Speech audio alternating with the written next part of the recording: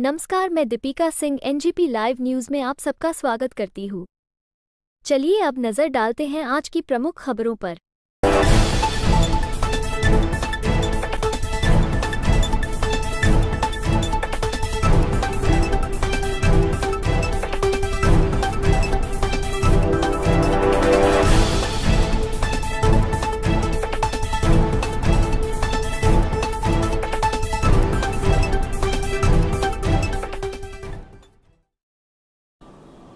जय भीम, जय शिवराया, जय संविधान, जय विदर्भ, जय भारत।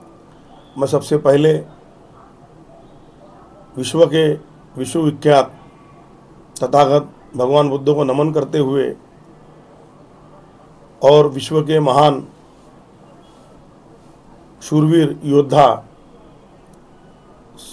देवताओं के देव, देवाना प्रिय, प्रियदर्शी सम्राट अशोक को नमन करते हुए और विश्व के महान विश्वविख्यात जिन्होंने भारत देश को संविधान दिया, लोकतंत्र दिया, ऐसे महान परम पूज्य डॉक्टर बाबा साहब आम्बेडकर को नमन करते हुए अपना परिचय देना चाहता हूँ। मेरे प्यारे भाइयों और बहनों और माताओं और बुजुर्गों, मैं देश जनहित पार्टी राष्ट्रीय अध्यक्ष अरविंद बालू मेश्राम आपको बताना चाहता हूँ कि भारत देश के लोकतंत्र पर्व पूरे देश में जोर शोर से मनाया जा रहा है और सभी को इस पर्व की हार्दिक शुभकामनाएं। मैं आपसे पूछना चाहता हूं, क्या 2 करोड़ नौकरियां मिली? क्या पेट्रोल के दाम कम हुए? क्या गैस सिलेंडर सस्ता हुआ? सरकारी शालाओं का उद्धार हुआ? बच्चों को फ्री शिक्षा मिली? क्या 15-15 लाख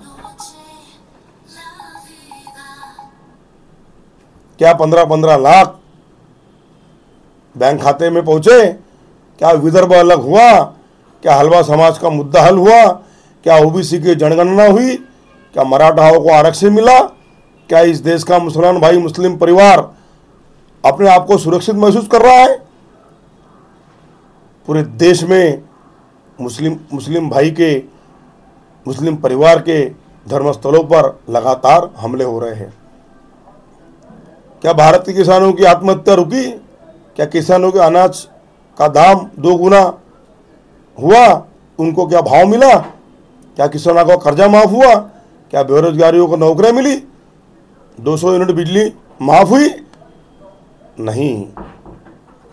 और ऐसे अनगिनत मुद्दे पिछले 75 सालों से किसी भी बड़े राजनेताओं ने इसे हल करने का काम नहीं किया, लेकिन भारत की एकता और अखंडता को ठेस पहुंचाकर जाति धर्म के आधार पर लड़वाने का काम जरूर किया है। पिछले इतिहास को बदलने की बारी है, देश के लोकतंत्र को बचाने की बारी है, धर्मनिरपेक्ष भारत बनाने की बारी है, अपना प्रतिनिधि चुनने की बारी है। ये मौका अगर आपने गवा दिया साथियों, तो फिर से आपको गुलामी की तरह जीना पड़ेगा, क्योंकि जो आपका प्रतिनिधित्व कर रहे हैं वो किसी और की गुलामी कर रहे हैं। उनके इशारों पर आम जनता का शोषण हो रहा है। ये 2024 लोकसभा चुनाव का सुनहरा मौका आज आपके सामने है और आपको पूरे देश के लिए अपना प्रतिनिधि चुनने का अवसर मिल रहा है। इसलिए मैं आपको बताना चाहता हूं, इस बार देश जनहित पार्टी भारत देश के अनेक राज्यों में अपनी धर्मनिरपेक्ष विचारधारा को आगे बढ़ाते हुए पूरे राज्यों में काम कर रही है। देश जनहित पार्टी की लोकप्रियता जनता में काफ़ी बढ़ रही है। इस बढ़ती लोकप्रियता को देखते हुए आपसे नम्र निवेदन करता हूं, आम जनता से एक बार, सिर्फ एक बार देश जनहित पार्टी के उम्मीदवार को मौका देकर भारी बहुमत से विजयी बनाएं और मुझे पूर्ण विश्वास है आप अभी किसी से डरने वाले नहीं और देश जनहित पार्टी के उम्मीदवार को ही आप जिताएंगे।